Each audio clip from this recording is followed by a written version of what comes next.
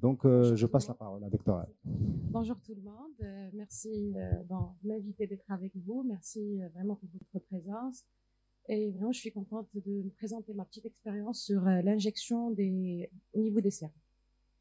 Alors, aujourd'hui, on va parler sur le traitement de la région périoculaire.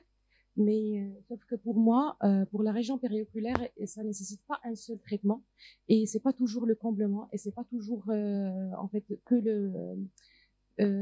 qu'avec l'acide hyaluronique qu'on peut traiter cette zone. En fait, comme le docteur Habib a présenté, en fait, pour le laser, moi, j'étais très surprise parce que, en fait, vu que juste avec les résultats du laser, ça donne de très bons résultats. Et surtout aussi qu'au niveau de cette zone, on a une panoplie de problèmes qui exigent aussi une panoplie de traitements. Donc, d'où la nécessité de connaître en fait, l'anatomie, puis les problèmes et puis les solutions. Donc, je me présente, je suis le docteur Lélan, il y en a qui me connaissent et d'autres non, et c'est l'occasion de me connaître. Donc, pour le regard, c'est le vieillissement précoce de la région périorbitaire et c'est pourquoi on voit beaucoup de nos patients, des jeunes, qui demandent en fait, le traitement de cette zone. Donc, aussi, le CR, c'est une préoccupation importante des patients. Toujours les patientes viennent te disent je sens que je me sens triste, je sens que les cernes et tout et vraiment ça préoccupe beaucoup de patients et même parfois nous les médecins on court surtout vers le regard parce que c'est on peut dire que c'est le centre du visage, c'est ce qui donne l'effet joyeux ou triste. 75% des patients souhaitent améliorer leur regard et 66% des patients trouvent que leur cerne leur donne un air fatigué. Et pour vous dire que c'est des statistiques sur la population marocaine. La description esthétique, donc, Dr Habib a bien présenté l'anatomie. Pour moi, je trouve que c'est le plus important, c'est de limiter cette zone. Donc, le cerne, c'est pas toujours le valle des larmes, c'est pas toujours en fait, la pommette. Il y en a qui font une confusion entre en fait, le produit et l'anatomie. Et ce qu'il faut savoir aussi, si on a un affaissement important au niveau du visage, on ne court pas juste vers la correction de cette zone. Parce que si on la corrige que elle seule, limite, ça donne pas de résultat et ça donne en fait un aspect qui est pas joli. Donc, le regard des cernes, c'est une anatomie qui est limitée par deux sillons. C'est le sillon palpébro-malaire du côté latéral et la vallée des larmes par le côté médial. C'est ce qu'on appelle en anglais teardrop. La plupart, ils croient que c'est teardrop, c'est le cerne carrément, mais non, c'est juste la zone où on injecte et c'est là où il y a la vallée des larmes. Donc, l'anatomie du cerne, elle est très simple, mais le problème, c'est qu'il est très fine. Tout simplement, il est constitué par la peau, le muscle orbiculaire, le septum orbiculaire, la graisse sous-cutanée qui est la périorbitale et l'os. Et tous les éléments sont très importants parce que chacun de ces éléments, en fait, présente des petits problèmes. Par exemple, pour la peau, c'est la source de pigmentation et parfois des petites ridules, des cassures qui se présentent à ce niveau. Le muscle orbiculaire, c'est son relâchement qui est responsable de la... en fait, parfois on a des poches. En fait, tout simplement, moi je dis à mes patientes que c'est une sorte d'hernie qui sort à ce niveau. Et même au niveau de la blépharoplastie, quand on enlève la peau, ce qu'on trouve vraiment, c'est le relâchement. Les fibres, on voit que des fibres musculaires sont distendues, ils sont relâchées. Et c'est là où ça sort cette graisse. Aussi, c'est une question de septum. Il y a un relâchement de septum. Voilà, la graisse et le bol, c'est très important parce que c'est un repère. Quand on va injecter avec l'aiguille cette zone, c'est notre repère. Donc là c'est l'anatomie topographique. Ce qui est le plus important ici à connaître, c'est le teardrop et le sillon naso-jugal. C'est très important parce que là où on place plus de produits à ce niveau, et c'est à cette partie aussi on place beaucoup de produits de mésothérapie, de PRP, de PRF. Vraiment c'est à ce niveau. Donc on a le canthus latéral et médial et on a en fait le creux sus-tarsal. C'est à ce niveau à ce niveau. Voilà, c'est à ce niveau quand. Donc, et il faut savoir que aussi c'est une zone à injecter. Et c'est très demandé de plus en plus parce que le creux sus-tarsal, Les patientes, surtout les jeunes, ils viennent te dire, moi, je mets ma fard à paupières, mais je trouve que je dois mettre beaucoup pour que ça apparaisse ou à la fin, ça apparaît pas. Donc, c'est à ce niveau que un creux. À ce niveau, on trouve un creux. Et vraiment, l'injection à ce niveau, ça donne de très bons résultats. Ça donne un effet lumineux à ce niveau. Donc là, c'est l'anatomie structurelle surtout pour les artères. Moi, ce qui m'intéresse ici, c'est, en fait, je vois pas, c'est surtout la branche anastomosique parce que ça donne sa bifurcation. Et c'est là où ça nous fait des petits hématomes et tout, surtout avec l'aiguille. Et l'artère faciale transverse. Parce que la canule, en général, on met à côté de cette, ah, voilà. Voilà. Voilà. L'artère faciale transverse, en général, le point, c'est à ce niveau. L'actus, c'est à ce niveau.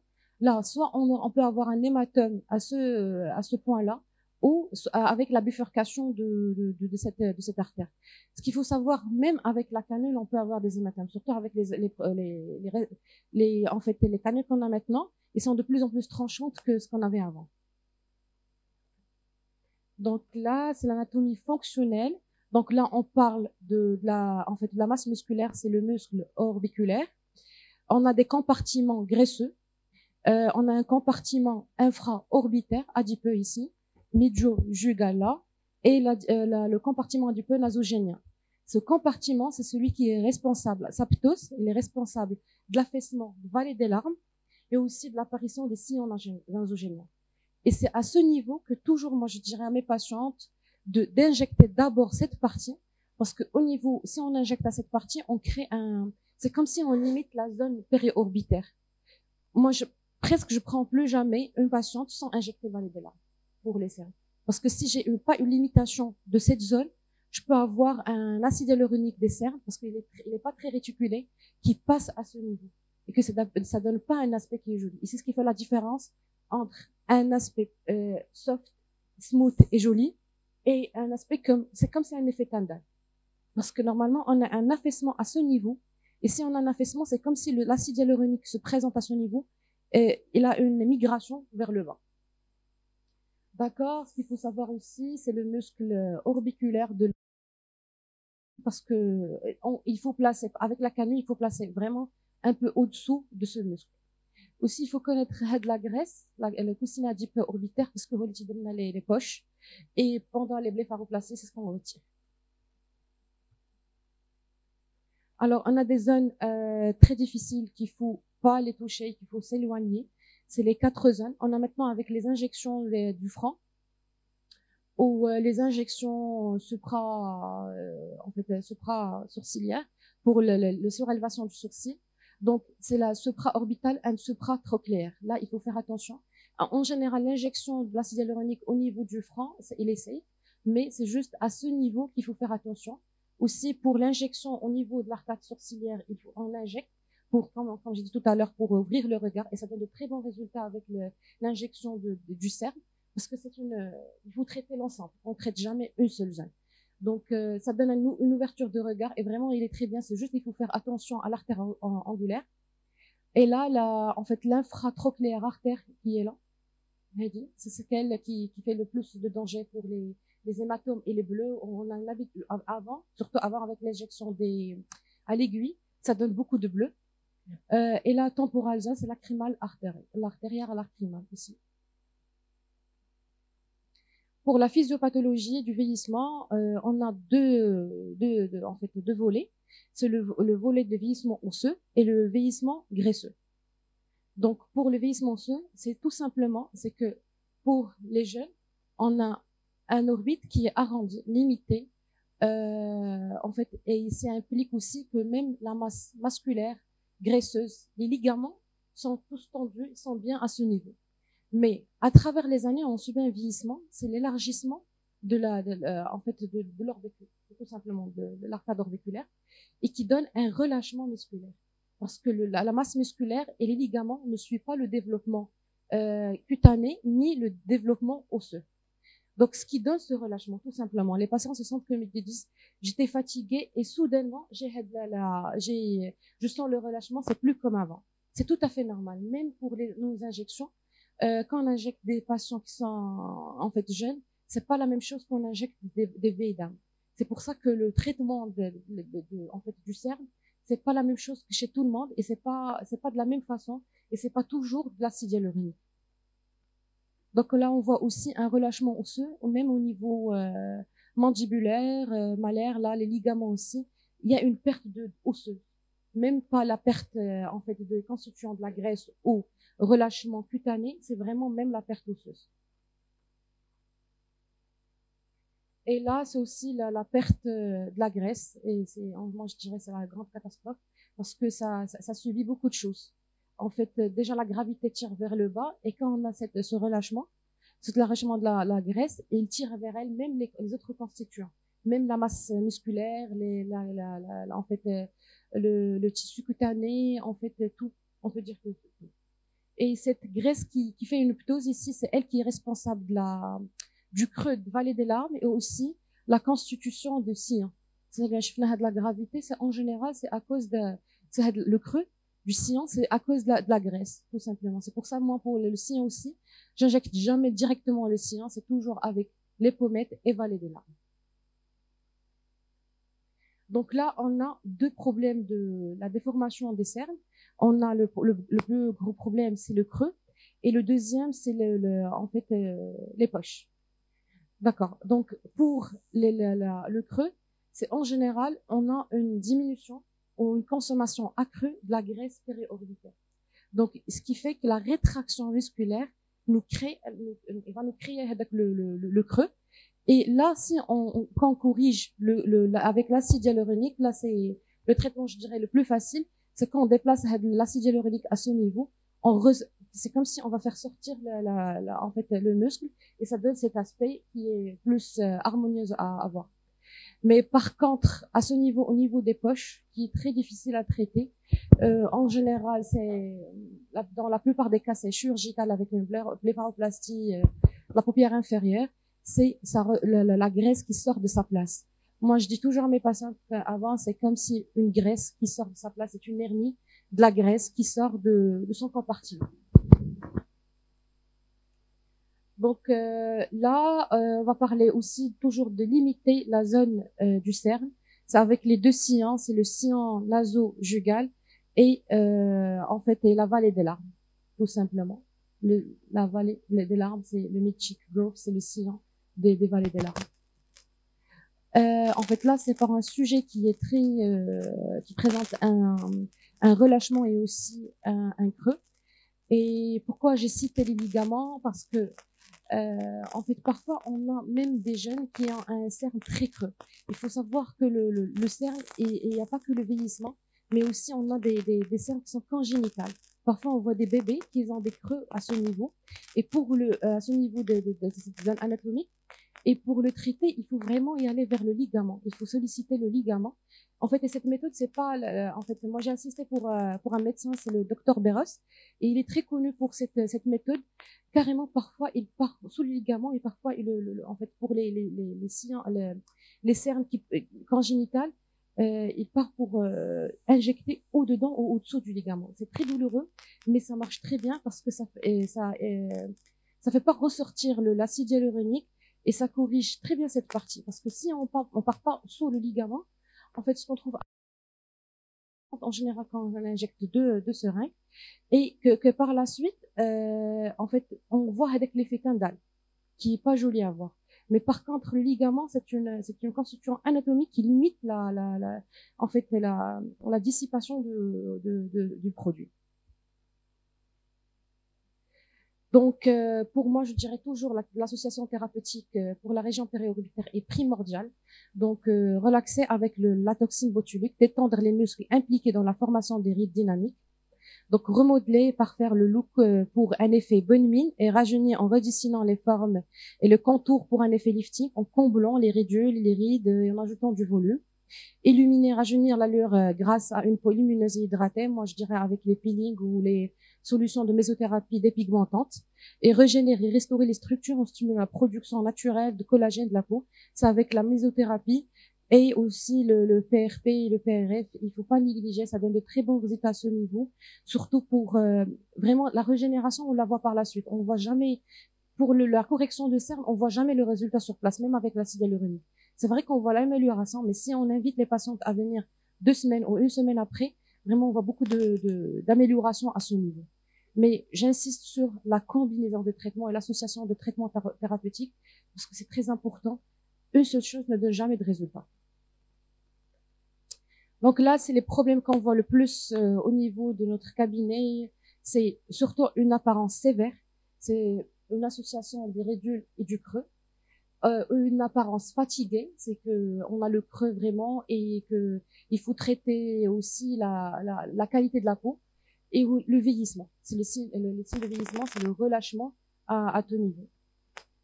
Donc pour le traitement, j'essaie de classifier un tout petit peu. Donc pour l'air fatigué, en général, si c'est un creux périorbitaire léger à sévère, c'est le comblement avec l'acide hyaluronique.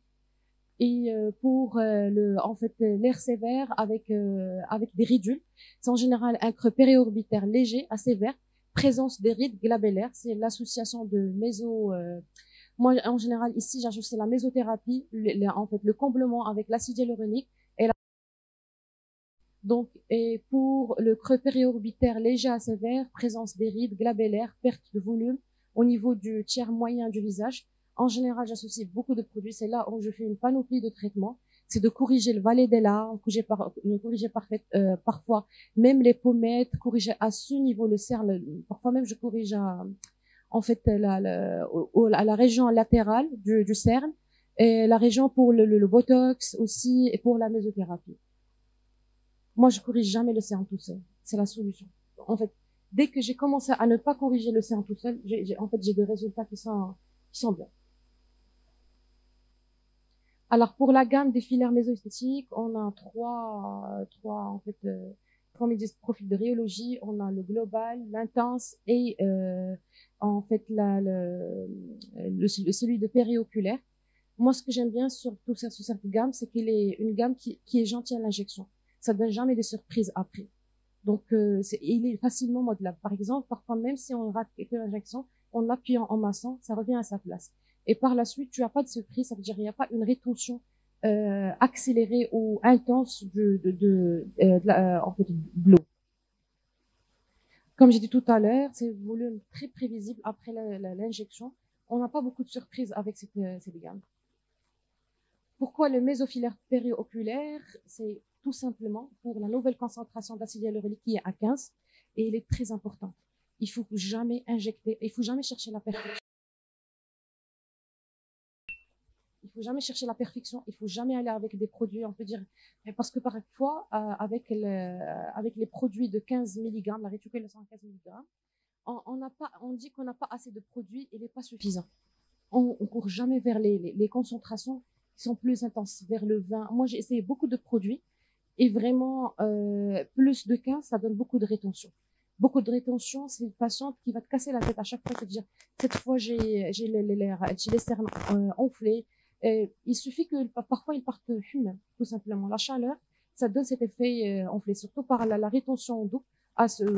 Pour l'effet qu'il est dans un climat qui contient beaucoup d'humidité, il peut avoir un effet enflement, c'est juste à cause de la réticulation.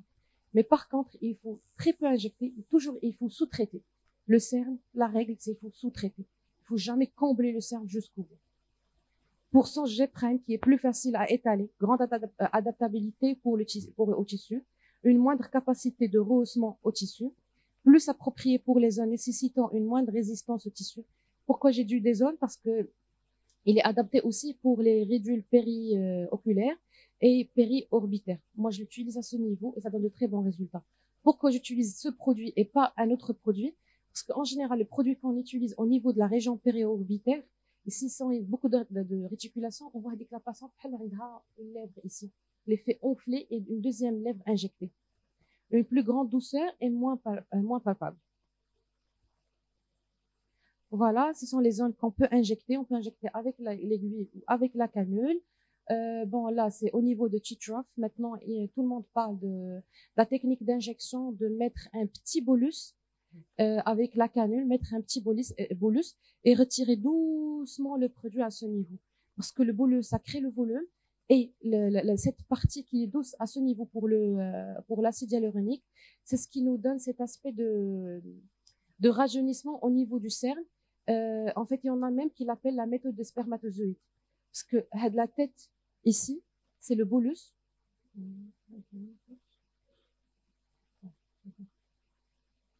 Le bolus, c'est la tête.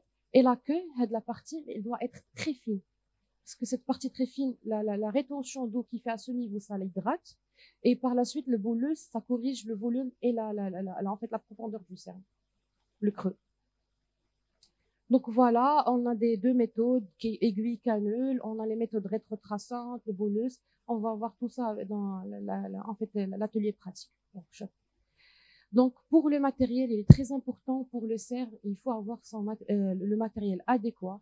En fait, il y a moi j'utilise plus, je préconise plus la canule parce que ça donne moins d'hématome, mais parfois on a le recours vers l'aiguille parce qu'on a besoin de plus de précision. Alors, pour moi, j'utilise la canule 25, parfois même la canule 23. Pourquoi? Tout simplement parce que la 25 gauche, avec les canules qui existent maintenant, ils sont de plus en plus tranchantes et parfois même avec la canule, on peut avoir des hématomes et des bleus, alors qu'avec la canule, c'est pas en fait, c'est pas ce qu'on souhaite avoir. Normalement, on utilise la canule pour ne pas avoir de bleu, mais avec les aiguilles tranchantes, surtout avec la 25, maintenant, il faut faire attention. Il faut pas être à l'aise à l'injection. Donc, il est less flexible, best control parce qu'on contrôle les niveaux en haut et en bas. Il diminue le risque des hématomes surtout et des bleus parce que les patients qui viennent pour injecter le sein, ils n'ont pas envie de sortir avec un bleu et en général, c'est des hématomes qui s'absorbent très difficilement et très lentement. Et aussi, c'est la douleur. Ça donne moins de douleur que l'aiguille. Alors là, déjà le point à préciser avec en fait, l'entrée, le pré-trou, aussi, il est très important. Ça doit pas être très proche, ça doit pas être très loin, pour qu'on puisse être à l'aise à ce niveau de cette zone anatomique. Donc, voilà. Donc, le canthus latéral, il faut descendre et on dessine le sillon du creux. Le point d'intersection entre les deux, c'est là où on a le trou, le pré-trou. Et par la suite, pourquoi ce point? Parce que à ce point, quand on utilise le point, on peut y aller directement vers tout le creux. En fait, on est plus proche avec une canule de 50 mm. C'est largement suffisant. Mais aussi, on peut inverser pour ne pas créer beaucoup de pré-trous. Il faut injecter même cette partie. Parce que cette partie, ça donne un lift pour le cerne et ça illumine le regard. C'est très important. Avant, on pouvait pas l'injecter et beaucoup d'écoles disent que normalement, il faut pas l'injecter. Mais au contraire, il faut l'injecter parce que ça donne un effet complet de cerne. Et maintenant, les recommandations changent. Et ils disent qu'il faut injecter cette partie parce que aussi, il est sujet de petites ridules et de creux. Et si on injecte à ce niveau, vraiment, ça donne un effet de regard qui est illuminé et ça diminue même l'aspect des petites ridules. Parce qu'un effet comblé, ça ouvre cette partie et ça hydrate l'ensemble du cerne. Toujours, il faut, comme j'ai dit, il faut traiter avec, en fait, moi, il faut être sous traitement. Il faut pas sous corriger, pas tout le monde corriger. Moi, en général, je mets pas 0,5. Rarement que je mets 0,5. Donc, en général, carrément 0,4. Mais au début, surtout on a des cernes avec la poche, c'est de 0,25 par cerne. Et moi, je fais venir et revenir mes patients. Un soft massage et il faut évaluer le résultat après 1 semaine ou 2 semaines. Bon, là, c'est mes cas que j'ai injectés. Là, même, c'est une patiente avec des poches. J'ai injecté juste à ce niveau, mais c'était avec l'aiguille. Là, c'est le résultat juste après l'injection. Donc, on voit même avec des petits hématomes, mais j'étais très précoce et très soft pendant l'injection. Il faut toujours se repérer avec l'os, c'est très important. Et là, c'est le résultat après 1 semaine. On voit, c'est plus smooth, en général, c'est mieux. Et aussi, pour vous dire que ici, j'ai injecté juste 0,25 par chaque cerne. Et par la suite, je l'ai fait revenir et j'ai injecté le reste mais ici, c'était avec la canule. Là, c'était avec l'aiguille, mais là, c'était avec la canule. Là, c'était une injection aussi au niveau des cernes, mais là, ça se voyait très. En fait, ça se voit qu'il y a un creux. Et pour vous dire que ça, c'est un creux qui est congénital. Et là, c'était très douloureux pour l'injection parce que c'était la première fois que j'ai essayé la méthode de Dr Berros qui injecte au-dessous de ligament. Chez les hommes aussi, ils ont beaucoup de problèmes à ce niveau. Donc là aussi, c'était une panoplie de traitements. C'était une injection d'abord avec la toxine botulique, la carboxythérapie, l'acide tranexamique, parce qu'on voit une bonne amélioration du cerne vraiment, de la pigmentation, et puis l'acide hyaluronique à la fin. Là aussi, c'était une sujet de patiente qui injectait beaucoup ses cernes et qui ne trouvait pas de satisfaction. Et là, c'était vraiment une injection sur 2 fois, 0,25 au début et 0,25 après. La conclusion, en fait, le cerne a comblement léger, voire sous correction. Intérêt de mésofilaire périoculaire, c'est pour 2 choses. C'est pour son G' qui est facilement à modeler et pour sa concentration qui est à 15 mg. Le traitement combiné ses besoins, toxine botulique, mésofilaire périoculaire, mésofilaire global intense ou avec les peelings ou mésothérapie, prévoir 2 séances à 1 semaine ou à 15 jours d'intervalle. Merci de votre attention. Vous avez des questions ?